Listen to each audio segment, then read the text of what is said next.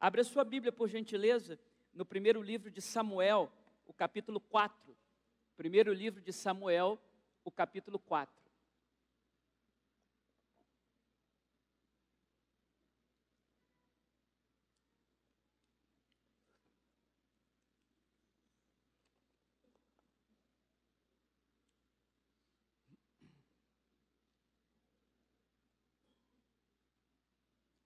Primeiro livro de Samuel, capítulo 4, nós vamos ler a partir do verso 12.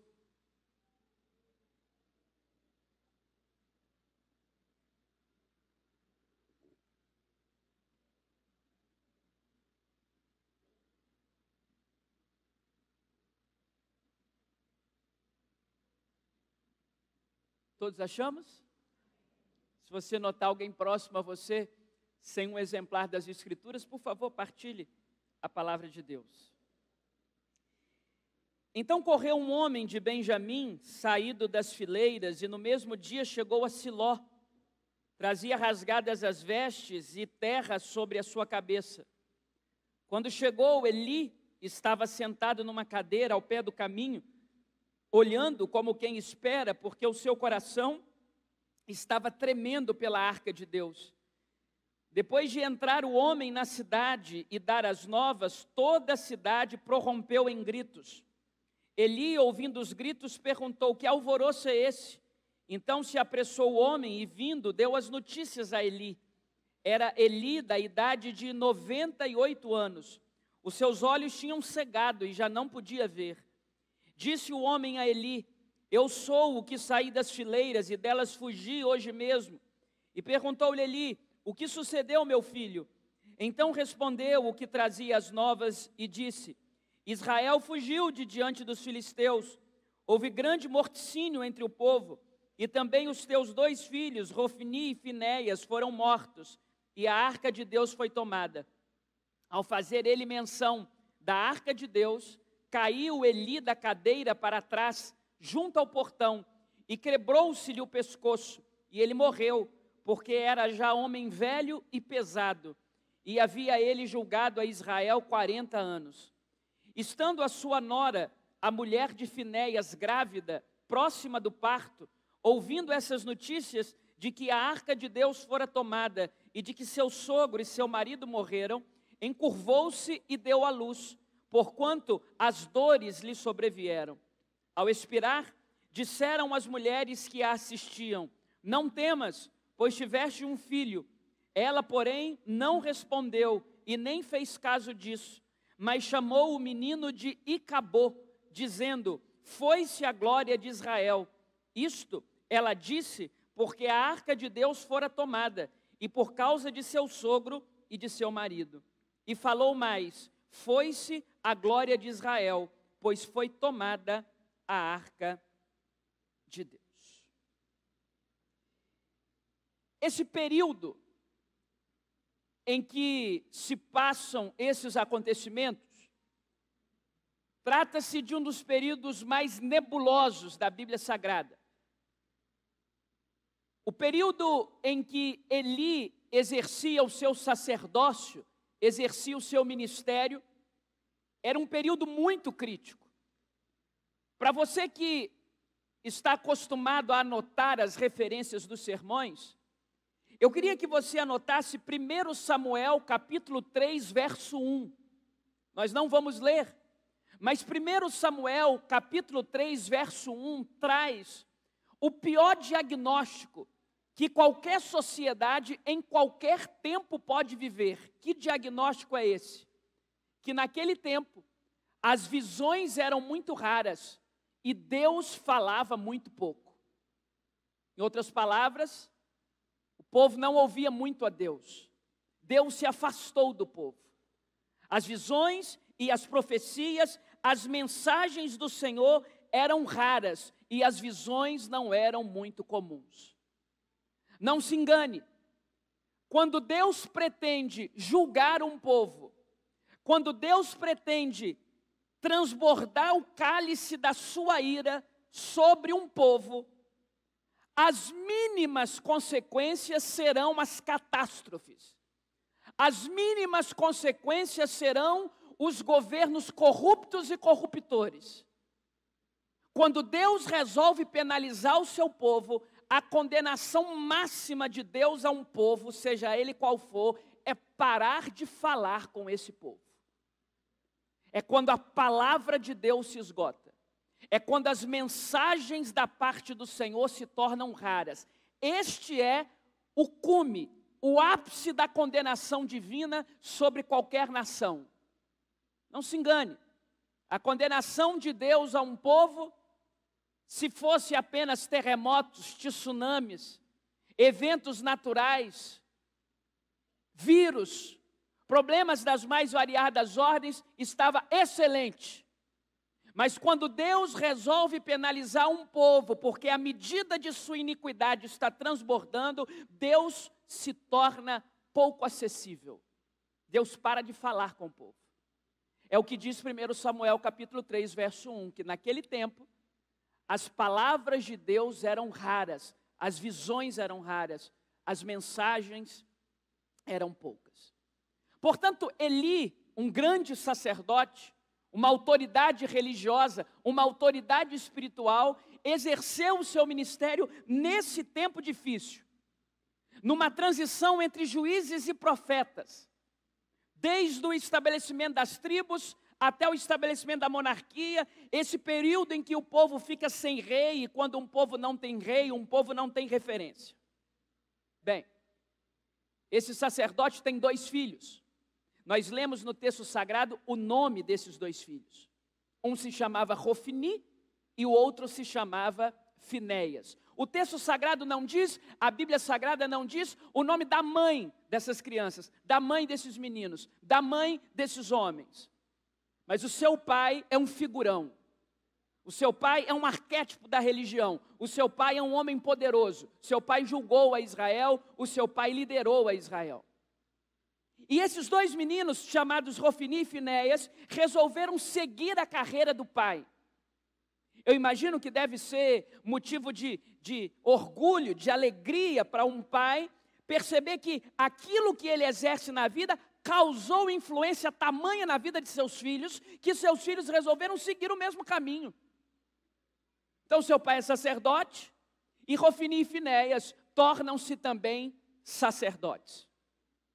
Não há registros de que Eli fosse corrupto, ele era omisso. Mas Rofni e Finéias se transformaram em sacerdotes corruptos. Para você que gosta de anotar, te passo mais 2 referências.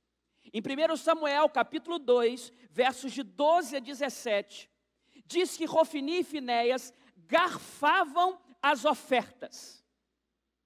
Naquela época, a coisa religiosa, naquela época, a liturgia religiosa, não era com envelope, nota de dinheiro, era com animais, era com alimentos, eram ofertas físicas.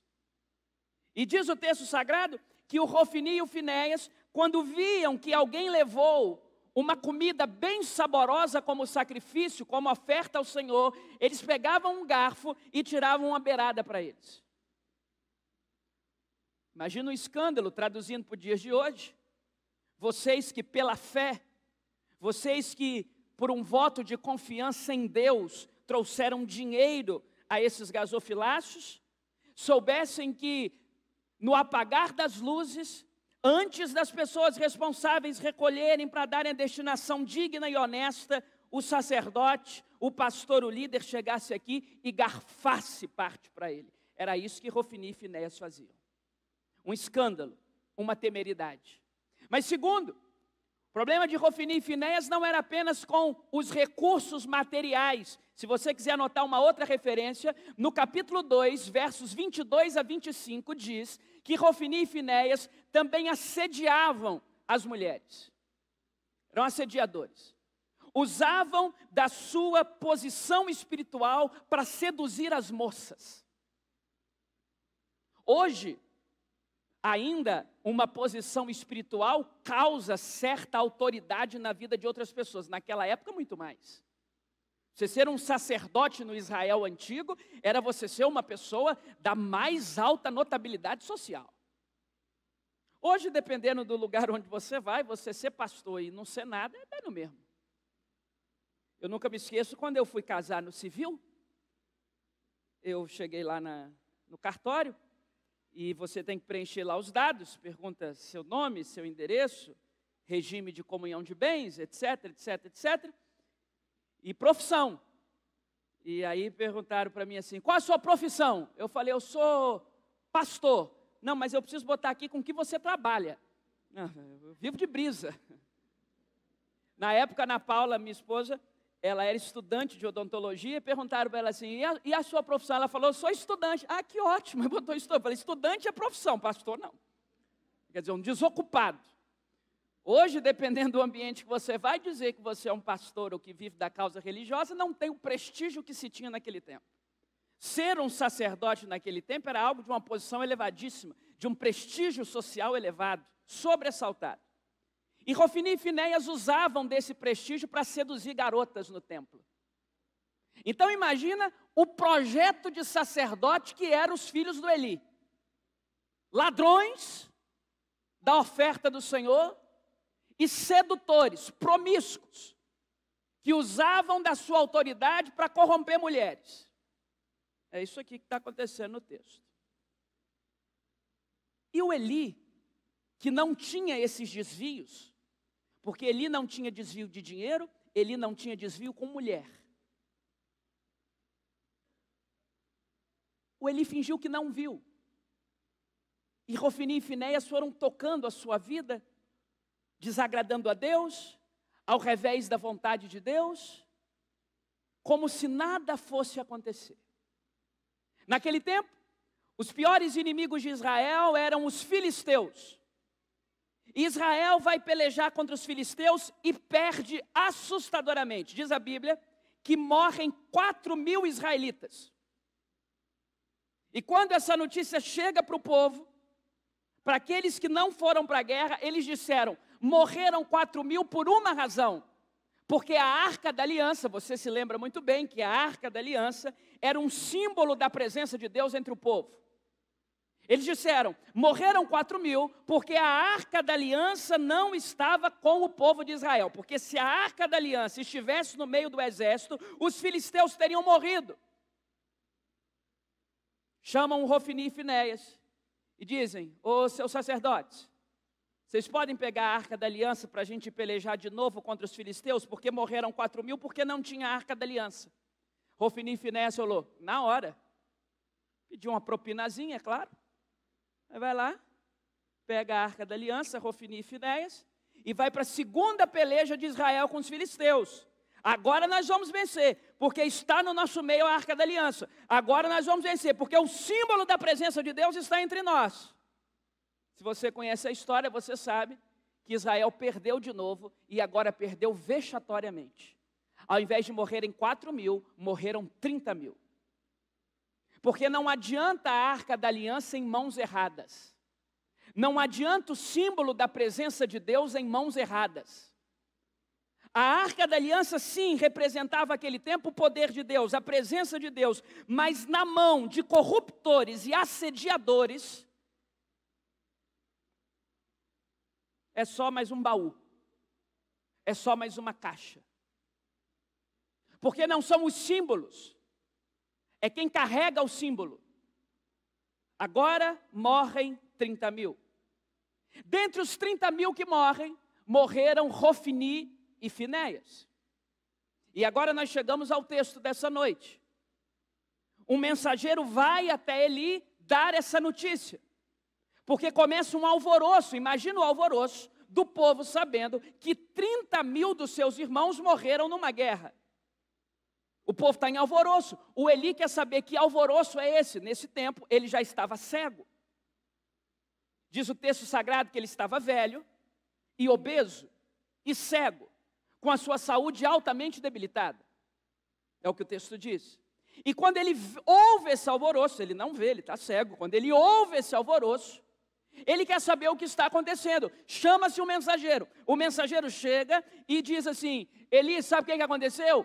É porque naquela primeira guerra morreram 4.000, trouxemos a Arca da Aliança. Ah, então agora vencemos. Não, não, não, morreu 30 mil. E dentre os 30 mil que morreram, morreram seus 2 filhos. Quando ele recebe a notícia, diz o texto sagrado que o peso dele o encurva da cadeira, ele cai, sente uma torção no pescoço e ele morre. Quando ele morre, diz o texto sagrado, um de seus filhos estava na expectativa de ser pai. A mulher de Finéias estava grávida. Nada diz o texto sobre a mulher de Rofni, mas a mulher de Finéias estava grávida. E eu fico imaginando que durante toda a gestação da mulher de Finéias, o fruto daquele ventre era um fruto sobre o qual repousava muita expectativa. Porque aquele menininho que haveria de nascer, ele seria filho de sacerdote e neto de sacerdote. Todos nós aqui imaginamos que uma pessoa que seja filho de pastor e neto de pastor vai dar uma coisa boa na vida. Todos nós aqui imaginamos que minimamente alguém que seja filho de um sacerdote, neto de um sacerdote, seja minimamente alguém que vai trilhar os caminhos do Senhor. Todos nós aqui imaginamos que alguém gerado no ventre e pronto para ser filho e neto dos líderes da religião de Israel, haverá de ser alguém temente a Deus. Mas diz o texto sagrado que quando a mulher de Finéias ouve a notícia de que a arca da aliança foi roubada, a notícia de que o seu marido está morto, de que o seu cunhado está morto, de que o seu sogro está morto, aquela tensão emocional mexe de tal forma com seus hormônios que antecipa o parto. Ela começa a sentir fortes dores, contrações absolutas, de forma que diz o texto que ela se agacha, e quando ela se agacha, nasce o bebê. Que bebê é esse? O bebê que haveria de ser uma esperança para Israel.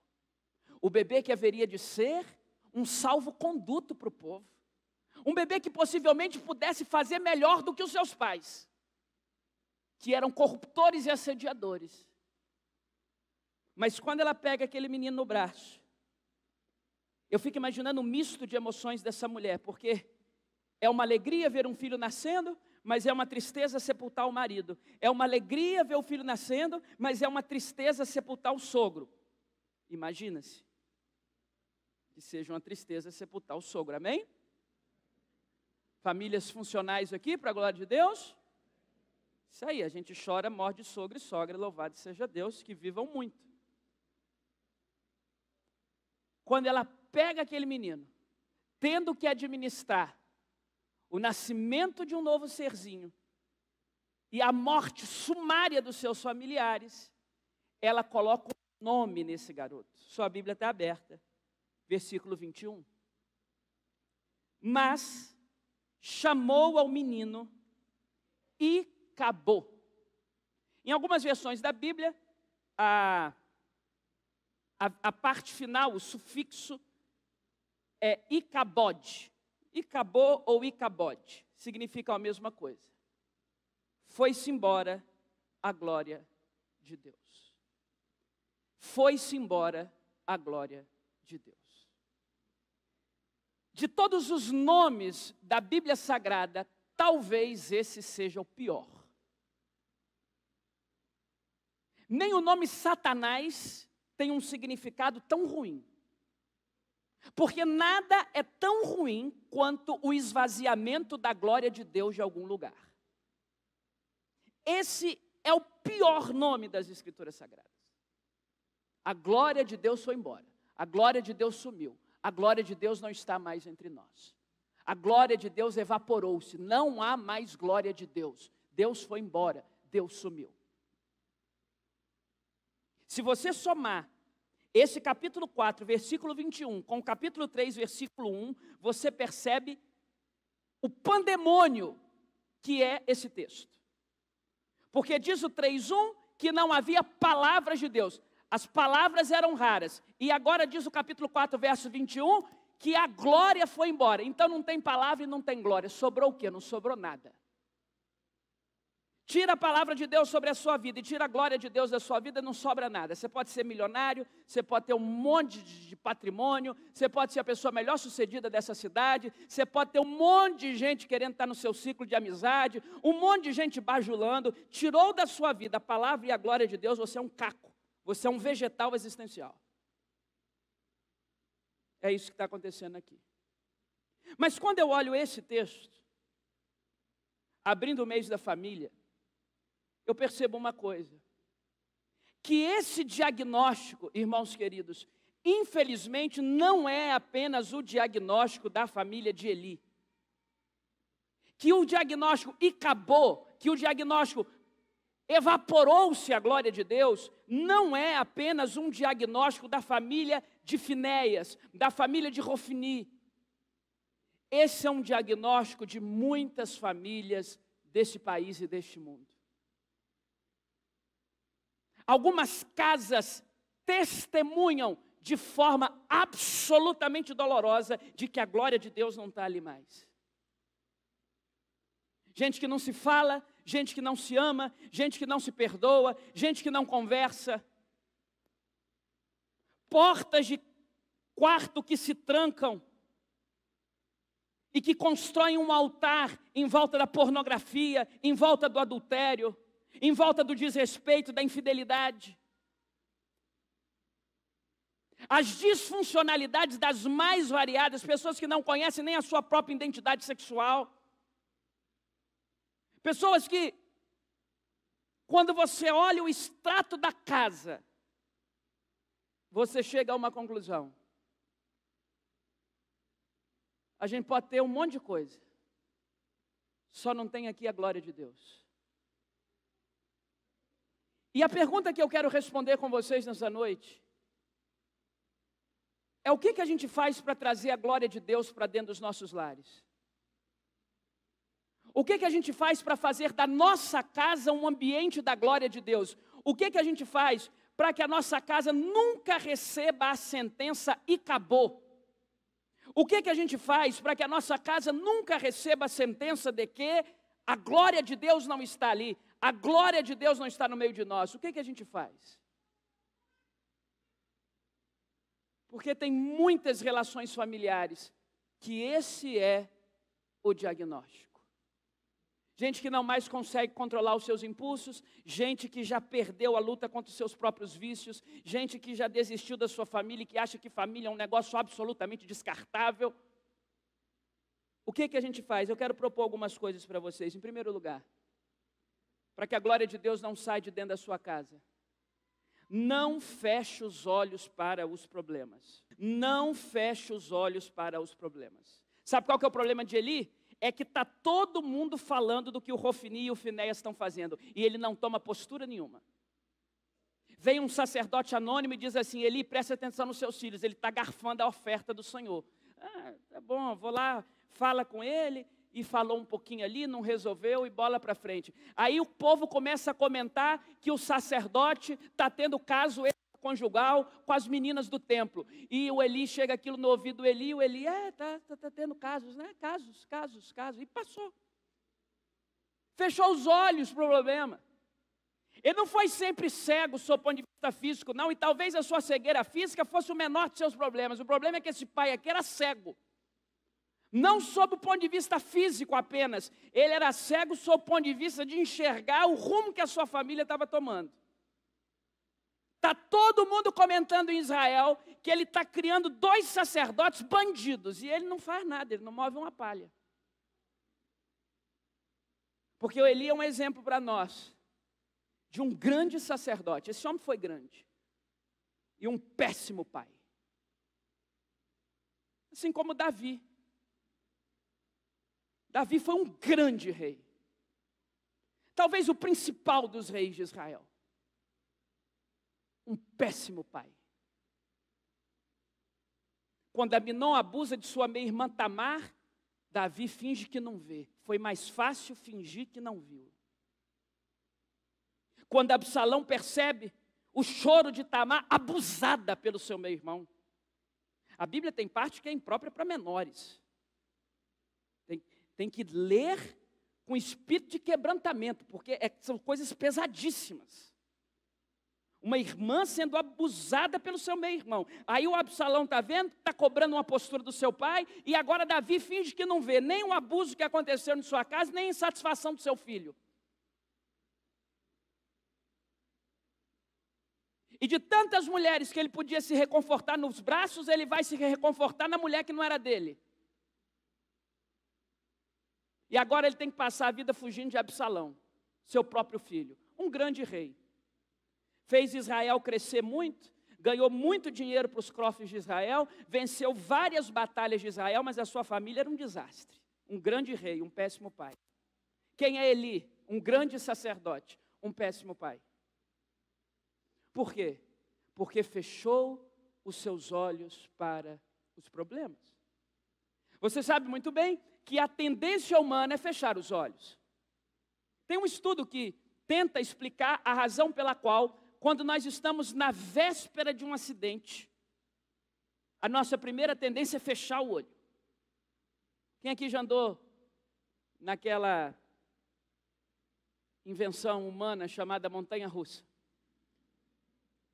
Quando você pega aquele negócio que sobe, e que você sente que o negócio vai despencar e seja o que Deus quiser, a primeira tendência humana é fechar o olho.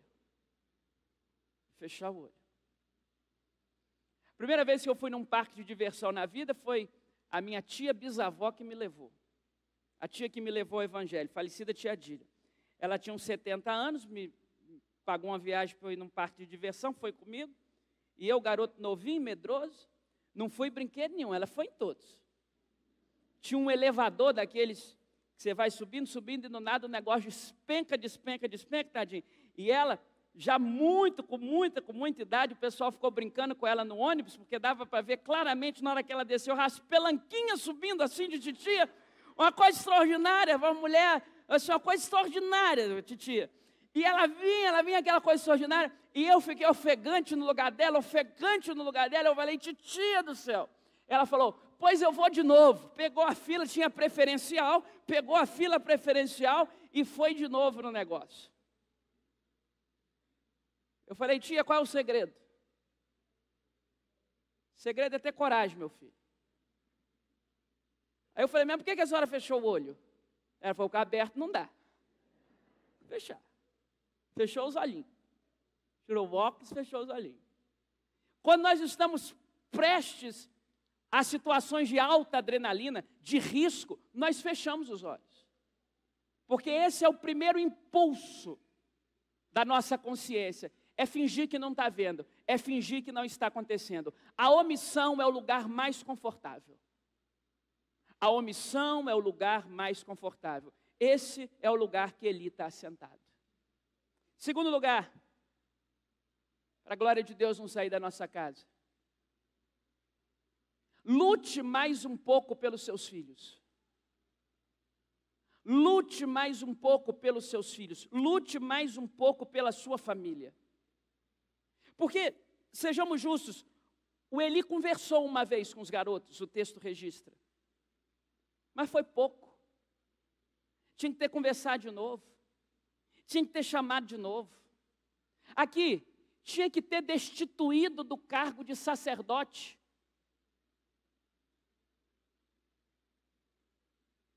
É sábio colocar um alcoólatra curado para trabalhar numa distribuidora de bebidas? Claro que não. A pessoa lutou a vida toda contra o alcoolismo, consegue uma libertação. Agora eu estou liberto. Vai abrir uma distribuidora de bebidas? Não é sábio. Não é sábio. Não é sábio. É sábio colocar uma pessoa indisciplinada com sexo oposto para visitar um harém? Não é sábio. Então, se o Rofini e o Finéias estão garfando a oferta do Senhor e estão usando a sua posição de sacerdote para assediar pessoas, não é sábio que continuem sendo sacerdotes. Eli tinha toda a autoridade para retirá-los do cargo. E talvez se tivessem retirado do cargo, eles não seriam tentados a serem bandidos e assediadores. Podia ter lutado um pouco mais. Podia ter lutado um pouco mais. É porque na luta contra o pecado, nós precisamos nos afastar daquilo que nos faz pecar. Nas palavras de Jesus, se é a tua mão que te faz pecar, arranque-a fora. É melhor ir para o reino dos céus sem uma mão. Se são os teus olhos que te fazem pecar, arranque-os. É melhor ir para o reino dos céus sem os seus olhos. Mas vamos traduzir para hoje. Se é o seu telefone que te faz pecar, acaba com esse negócio. Coloca a hora, coloca limite, exclui a sua rede social. Pare de seguir pessoas que expõem o corpo. Dá um jeito. Discipline a sua mente, discipline a sua consciência, discipline as suas emoções. Porque o pecado, diz a Bíblia Sagrada, ele tenazmente nos rodeia. E se nós, seres humanos, caídos desde Gênesis 3, não tomarmos conta da nossa consciência e alimentarmos o pecado na nossa vida, vai dar problema. Então o que a gente faz? A gente luta um pouco mais. Esse pai podia ter lutado mais um pouco. Podia ter destituído os meninos, podia ter conversado mais. Naquela época não era proibido, podia ter dado uma coça neles. Porque às vezes aqui era problema de coça mesmo. Arrancado um cinto e... Agora tem um negócio da pedagogia, não sei o quê, mas naquele tempo ele podia ter dado uma coça nos meninos. Eu quero te dar uma palavra em nome de Jesus nessa noite. Lute mais um pouco pela sua família. Quando se trata de família, toda a nossa luta ainda será pouca. A gente pode fazer mais. A gente pode fazer mais. A gente pode fazer mais.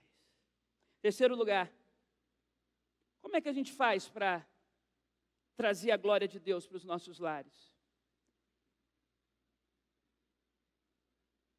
Não entre no ativismo religioso. Não entre no ativismo religioso. Porque o problema dessa família não era a falta de religião. Aliás, eles eram os mais religiosos possíveis. Você acha que o problema dessa turma aqui era a falta de religião? O sujeito é sacerdote, o sujeito vive pelo templo, vive pela religião, vive pelas ofertas, vive por tudo isso. O problema é que é uma religião que não toca na vida. É uma religião que não tangencia o chão existencial. É uma religião que te ensina versículo, mas não te ensina a aplicá-los. É uma religião de domingos. É uma religião de sou desta ou daquela igreja, pratico essa ou aquela igreja, sigo aquele ou aquele líder, mas que não gera transformação e vida. É uma religião de aparências. É uma religião de frequência e de postagem, mas não é um negócio que alterou a vida do sujeito. Eles são ativistas religiosos. É isso que eles são. Eles acordam, vão para o templo, oferecem sacrifício a Deus e saem dali para fazer coisa errada. É coisa daquele tempo, né? Hoje em dia a hipocrisia acabou. Você quer conhecer uma pessoa e o relacionamento dessa pessoa com Deus? Não é necessariamente pela performance religiosa dessa pessoa. O quão dependente uma pessoa é do Espírito Santo, o quão cheia de Deus e esvaziada de si mesma essa pessoa é,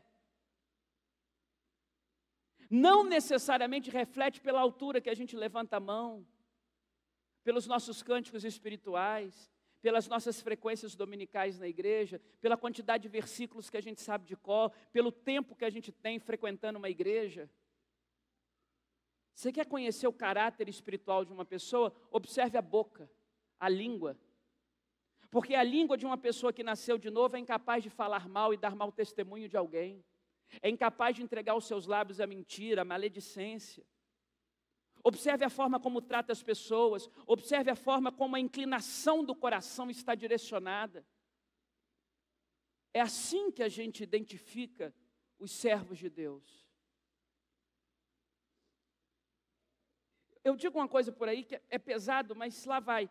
um robô bem programado faz tudo que um crente faz. Nessa era aí de inteligência artificial, saibam, um robô bem programado faz tudo o que um crente faz. Programa um robô direitinho, ele senta numa cadeira dessa, ajoelhar, ele vai lá e ele ajoelha. Recitar versículo, ele vai lá e ele recita. Levantar a mão, ele vai lá e levanta. Repetir glória a Deus, repetir amém, ele faz, um robô bem programado faz tudo o que a gente pode fazer. Deus está procurando pessoas genuinamente com o coração quebrantado e com sede dEle. Pessoas cujo relacionamento com Ele não é baseado em aparência, não é baseado em achismos, mas gente que teve de fato a vida transformada por Deus. Eu conheço um monte de gente que no discurso parece dominar todos os poderes espirituais, tem resposta para tudo, tem postura religiosa adequada, mas que talvez não tenha nascido de novo. Não pense você que ser de Jesus é dominar as teorias sobre Jesus. Não pense você que ser sobre Jesus é ter assiduidade nesta ou em qualquer igreja que você queira frequentar. Você é livre, ninguém está aqui aprisionado. Tem lugar que aprisiona, aqui não. Pense você que seguir a Jesus não é falar alto e se entregar o the king, the power, the best de não sei de quem. Seguir a Jesus é um processo de transformação interior. Você está me ouvindo, meu irmão? Jesus quer nos transformar de dentro para fora e nos fazer gente nova. Jesus quer colocar um aroma novo na nossa família. Não entre no ativismo religioso. Em último lugar, como trazer a glória de Deus para os nossos lares? Não feche os olhos para os problemas. Não desista dos seus filhos. Não entre no ativismo religioso. E implore pela presença de Deus. Olha que coisa interessante o versículo 18, o que é o ativismo religioso? Porque no verso 17, sua Bíblia está aberta ainda? Você pode responder no caso. No verso 17, o Eli recebe duas notícias. A notícia de que a arca da aliança foi roubada e a notícia de que os seus filhos morreram. E o verso 18 diz que ele cai da cadeira e acaba morrendo, não pela notícia dos filhos, mas pela notícia da arca. Olha isso, o verso 18, olha que sutileza. Ao fazer ele menção da arca de Deus, caiu Eli da cadeira para trás. Porque a arca de Deus é um negócio importante, lógico que é, mas é o trabalho do Eli. Isso é o trabalho dele, proteger aquilo. E tem os filhos. Ele recebe duas notícias, que os filhos morreram e que a arca foi roubada. A notícia que o abala e que o derruba da cadeira e o mata não é de que os filhos morreram, é de que a arca foi roubada. Já imaginou isso? Alguém chega para você e fala o seguinte, olha, tenho duas notícias para te dar. Seu filho morreu e a sua empresa quebrou. Aí você começa a chorar, meu Deus, minha empresa quebrou. O que eu vou fazer sem a minha empresa? Meu Deus, sua empresa você constrói outra e filho. É um ativista. Mas em último lugar, implore a presença de Deus no seu lar. Implore pela presença de Deus no seu lar. Eu quero trazer um último argumento para vocês, irmãos, com muito carinho. A maior necessidade da sua família, por mais que todos nós aqui queiramos, almejemos e até tenhamos, à medida do nosso trabalho, uma espécie de direito de conquistar coisas boas. A maior necessidade da sua família não é quitar a casa, não é trocar o carro. A maior necessidade da sua família é pela presença de Deus. Eu acredito em todos os processos terapêuticos. Eu acho que tem casal que tem que ir para o psiquiatra, para o psicólogo. E se tiver um negócio que criaram acima, é bom ir também. Mas por mais que eu acredite nisso tudo, a maior necessidade da sua família não é de terapia. A maior necessidade da sua família é da presença de Deus. A clínica de recuperação mais cara não paga libertação, é só Jesus que liberta. O terapeuta mais caro e mais habilitado não restaura casamento, é só Jesus que restaura.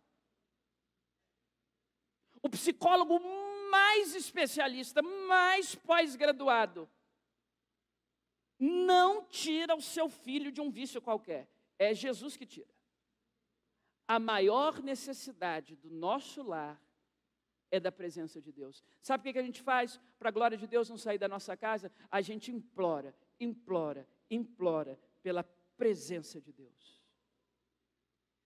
Nós estamos muito acostumados com tanta coisa que às vezes negligenciamos a necessidade que temos da presença de Deus.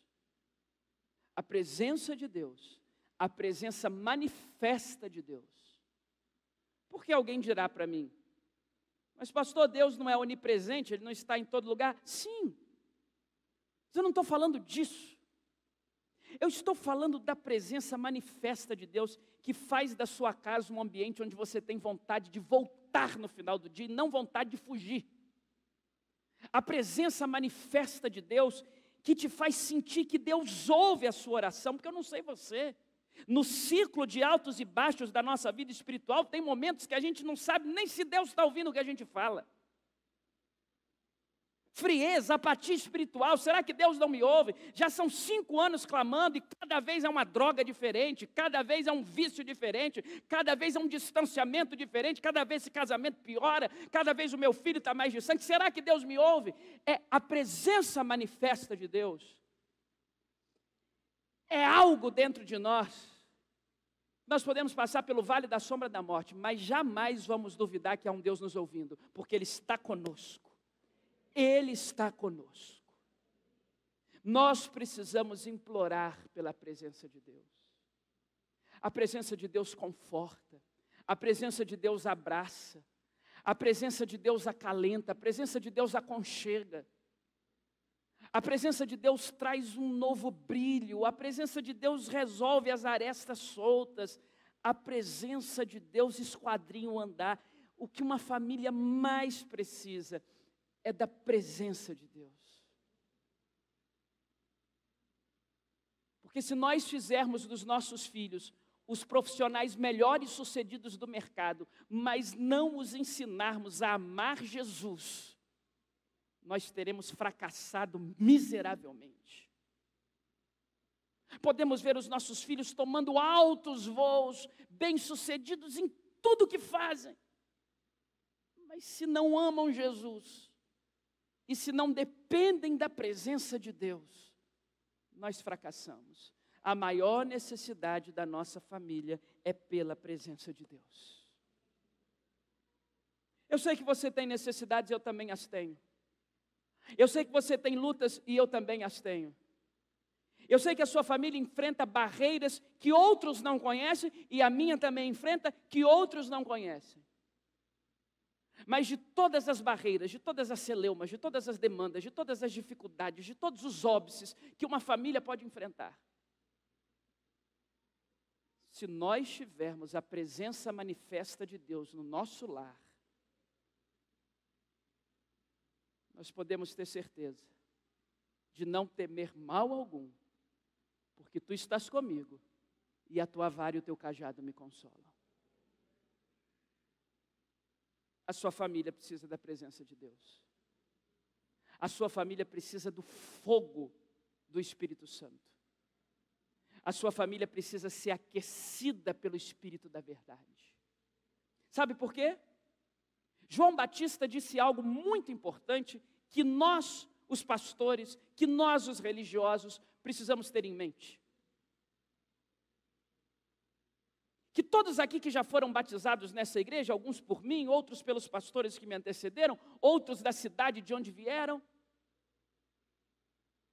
Nós, os pastores, só podemos batizar com água. A depender da denominação, muita água, a depender da denominação, pouquinha água. Mas nós só batizamos com água.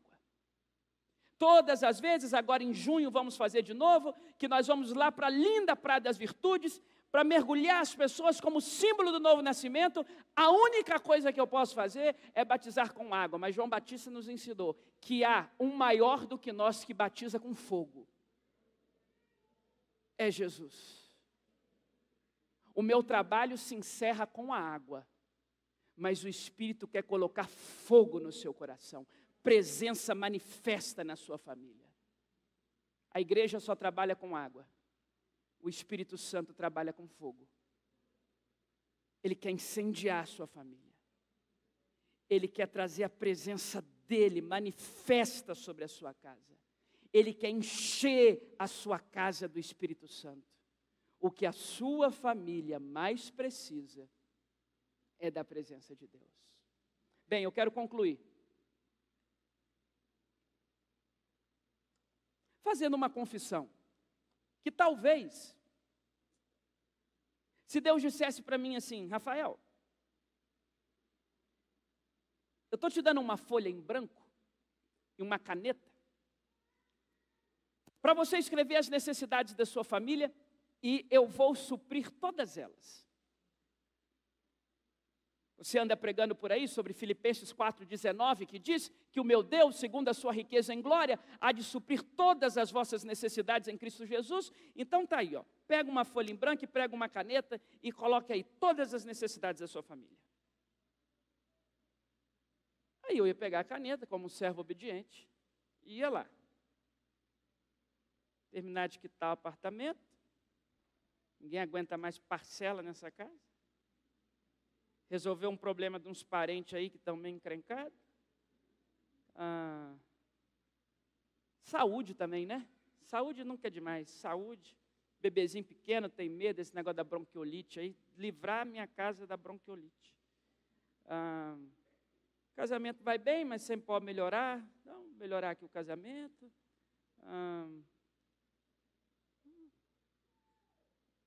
Carro está bom ainda, então vamos. Um carrinho menor para a Ana, porque às vezes ela pega o meu, tem medo dela bater e tal. Acho que um carrinho menor vai ajudar a gente também. E não sei. Estou tentando fazer aí um mestrado e tenho que organizar a minha agenda, então ajudar a organizar a minha agenda. Bem, aí eu ia ver assim o seguinte, que no final dessa folha, eu teria colocado um monte de coisa.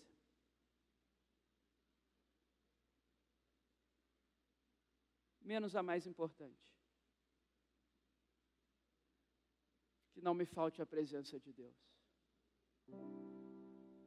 Mas eu sei que eu não estou sozinho nessa. Será que se Deus te desse uma folha em branco hoje, você não tem tanto desafio para pedir para Ele?